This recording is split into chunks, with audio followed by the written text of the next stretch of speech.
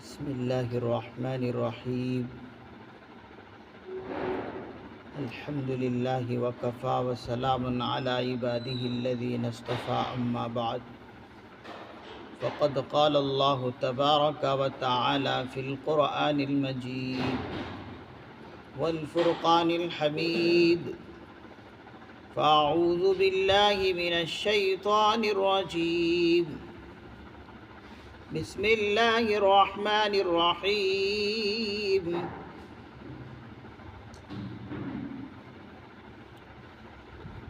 والذين آمنوا بالله ورسله ولم يفرقوا بين أحد منهم أولئك سوف يؤتيهم أجورهم وكان الله غفورا رحيما. يسألك أهل الكتاب أن تنزل عليهم كتابا من السماء فقد سألوا موسى أكبر من ذلك فقالوا أرنا الله جهرة فأخذتهم الصاعقة بظلمهم ثم اتخذوا العجل من بعد ما جاءتهم البينات فعفونا عن ذلك وآتينا موسى سلطانا مبينا. ورفعنا فوقهم الطور بميثاقهم وقلنا لهم ادخلوا الباب سجدا وقلنا لهم لا تعدوا في السبت وأخذنا منهم ميثاقا غليظا. صدق الله العظيم. والذين آمنوا بالله ورسله ولم يفرقوا بين أحد منهم أولئك سوف يؤتيهم أجورهم. اور جو لوگ اللہ پر ایمان لائے، ورسلہ اور اس کے تمام رسولوں پر، ولم یفرقوا بین احد منہم اور وہ ان میں سے کسی کے درمیان فرق نہیں کرتے، اولئک سوف یؤتیہم اجورہم، یہی لوگ ہیں کہ عنقریب ان کو ان کا اجر ملے گا، ان کو ان کا اجر اللہ تعالیٰ عطا کریں گے. وَكَانَ اللَّهُ غَفُورًا رَحِيمًا، اور اللہ رب العزت بہت بخشنے والے بڑے مہربان ہیں. اوپر سے اللہ رب العزت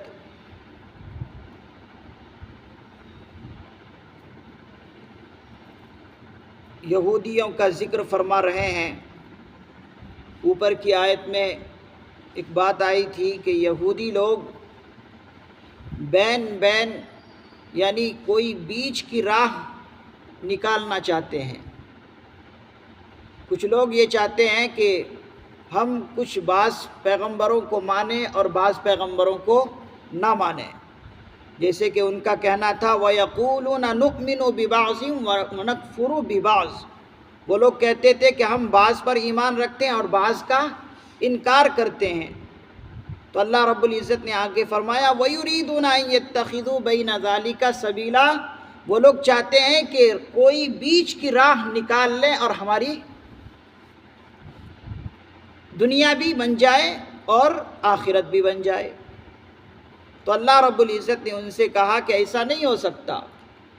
اگر تم بعض نبی پر ایمان لاؤ گے اور بعض نبی پر ایمان نہیں لاؤ گے تو یہ تمہارا ایمان پکا نہیں ہے، تم مسلمان نہیں کہلا سکتے. مسلمان کہلانے کے لیے سارے رسولوں پر ایمان لانا ضروری ہے. اگر تم ایک رسول پر ایمان لاتے ہو، سارے رسولوں پر ایمان لا کر اگر ایک رسول کا انکار کر دیتے ہو تو ضابطہ اور سنت اللہ یہ ہے کہ ایک کے انکار کرنے سے سارے رسولوں کا انکار کرنا ہو جائے گا. تو پھر تمہارا ایمان کیسے رہا؟ ایمان لانے کے لیے شرط ہے ایمان باللہ اور ایمان بالرسل، سارے رسولوں پر ایمان لانا۔ تو اس آیت کریمہ میں اللہ رب العزت ارشاد فرماتے ہیں لیکن جو لوگ مسلمان ہیں، اللہ پر یقین رکھتے ہیں، اللہ پر ایمان لاتے ہیں، ان کی حالت یہ ہے کہ وہ سارے رسولوں پر بھی ایمان لاتے ہیں۔ اللہ پر ایمان لانے کے بعد سارے رسولوں کو وہ مانتے ہیں، اور کسی بھی رسول کے درمیان، نبی کے درمیان مسلمان فرق نہیں کرتے، ہر ایک کو رسول مانتے ہیں۔ جن کو اللہ نے رسول بنائے ہیں ان کو رسول مانتے ہیں، نبی کو نبی مانتے ہیں، کسی کے درمیان فرق نہیں کرتے۔ اور ان کے نافرق کرنے کی وجہ سے اللہ رب العزت ان کو بہترین صلہ بھی عطا فرمائیں گے۔ اولئک سوف یؤتیہم اجورہم، ان کی اس قربانی پر، ان کی اس محنت پر اللہ تعالیٰ ان کو ان کا اجر ضرور عطا کریں گے۔ اور اگر کبھی بخشش، اگر کچھ کوتاہی ہو جائے، ہو سکتا ہے کہ کبھی کچھ کسی نبی کی اتباع میں اور پیروی کرنے میں کوتاہی ہو سکتی ہے، اگر ہو جائے وَكَانَ اللَّهُ غَفُورًا رَحِيمًا، تو اللہ کی صفت ہے غفور ہونا، اللہ بہت بخش دیتے ہیں، بہت بخشش فرمانے والے ہیں، رحیمہ اور بڑے مہربان ہیں۔ اگلا رکوع شروع ہو رہا ہے، اس کے اندر بھی اللہ رب العزت کچھ یہودیوں کی بات وضاحت کے ساتھ جواباً ذکر فرمائیں گے، ان کے کچھ اعتراضات ہوں گے، اللہ کے رسول صلی اللہ علیہ وسلم پر اس کا جواب اللہ تعالیٰ ان آیات کریمہ میں عطا کریں گے۔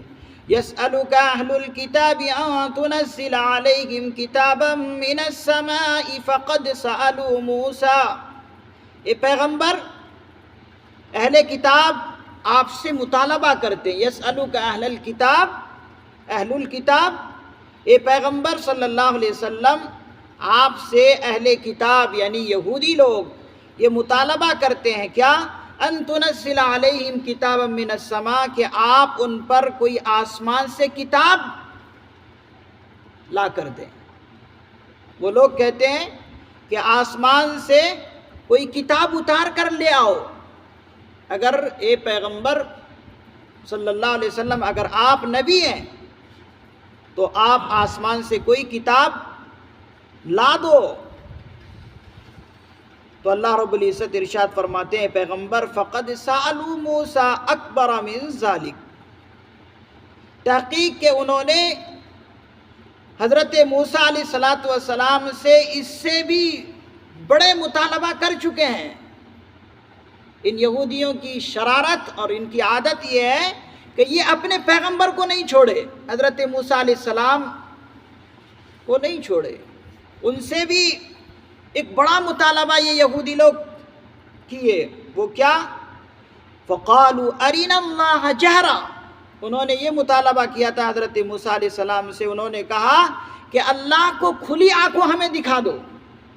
اے موسیٰ اگر آپ سچے نبی اور رسول ہیں تو اللہ کو ہمیں سامنے سے دکھا دو، کھلی آنکھوں دکھا دو۔ یہ کوئی ممکن بات ہے؟ اللہ رب العزت کی ذات کا ہاں لامتناہی، جو کہ اللہ کی ذات ہے، ان کو یہ لوگ کیا چاہ رہے ہیں کہ ہمیں اپنی آنکھوں سے دکھا دو۔ ان آنکھوں میں وہ روشنی کہاں ہے جو اللہ کو دیکھ سکے؟ وہ بھی عام آدمی، پیغمبر سے دیکھا نہیں جا سکتا اللہ کی ذات کو، تو یہ لوگ کیا مطالبہ اتنا بڑا کر چکے، کہتے ہیں کہ کھلی آنکھوں اللہ کو ہمیں دکھا دو اے موسیٰ۔ ان کے اس مطالبے پر، ان کی شرارت پر اللہ نے ان کی پکڑ فرمائی، کیا؟ فَأَخَذَتْهُمُ الصَّاعِقَةُ بِظُلْمِهِمْ، بس اللہ نے ان کو ان کی شرارت کی وجہ سے، بِظُلْمِهِمْ شرارت، ظلم اور زیادتی کی وجہ سے بجلی نے ان کو آ پکڑا۔ صاعقہ کہتے ہیں بجلی کا کڑک، بجلی کے اس کڑک نے ان کو آ پکڑا۔ ثُمَّ اتَّخَذُوا الْعِجْلَ مِن بَعْدِ مَا جَاءَتْهُمُ الْبَيِّنَاتُ، ان کے پاس کھلی نشانیاں آئی، من بعد ما جاءتهم البینات، بینات کہتے ہیں کھلی ہوئی نشانیاں، یعنی ہر ایک کو وہ نشانی معلوم ہو، معجزہ معلوم ہو، اس کو کہتے ہیں بینات۔ تو فرماتے ہیں ان کے پاس کھلی نشانیاں آئی، اس کے بعد بھی انہوں نے کیا کیا؟ بچھڑے کو معبود بنا لیا۔ عجل کہتے ہیں بچھڑے کو، تو بچھڑے کے انہوں نے معبود بنا لیا۔ فَعَفَوْنَا عَنْ ذَلِكَ، تب بھی اللہ کریم کی ذات کو دیکھیے، فَعَفَوْنَا فرما رہے ہیں کہ ہم نے اس کے باوجود بھی ان سے درگزر کیا، ہم نے معاف کر دیا ان کو۔ وَآتَيْنَا مُوسَىٰ سُلْطَانًا مُبِينًا، اور ہم نے حضرت موسیٰ علیہ السلام کو مضبوط اقتدار عطا کیا۔ مبینہ واضح روشن اقتدار ہم نے ان کو عطا کیا حضرت موسیٰ علیہ السلام۔ حضرات مفسر نظام اس آیت کریمہ کے بارے میں فرماتے ہیں کہ یہ آیت اس وقت نازل ہوئی کہ یہودیوں کے چند سردار حضور کی خدمت میں آئے اور آ کر یہی عرض کرنے لگے کہ محمد صلی اللہ علیہ وسلم، سب کہیے صلی اللہ علیہ وسلم، کہنا چاہیے جب بھی نام آئے تو کہنا چاہیے، اس میں کتنا فائدہ ہے ہمیں اس کا فائدہ معلوم نہیں ہے۔ حضور پر ایک مرتبہ درود پڑھنے سے 10 مرتبہ اللہ تعالیٰ رحمت بھیجتے ہیں اور اس بندے کے 10 درجے بلند فرماتے ہیں، اور اللہ رب العزت اس بندے کے 10 گناہ معاف فرماتے ہیں، اور ایک چوتھی اللہ تعالیٰ اور نعمت عطا فرماتے ہیں کہ اس بندے کا نام لے کر حضور تک درود پہنچاتے ہیں۔ تو جب حضور کا نام آئے تو ایک مرتبہ ضرور مجلس میں اپنی زبان سے حضور پر درود پڑھنا چاہیے، اور یہ واجب چیز ہے۔ بار بار ذکر آئے تو مستحب ہے درود پڑھنا، ایک مرتبہ درود پڑھنا حضور کے نام آنے پر یہ واجب ہے، اور واجب کے چھوٹنے پر اللہ تعالیٰ باز پرس کرتے ہیں، پوچھ گچھ کریں گے۔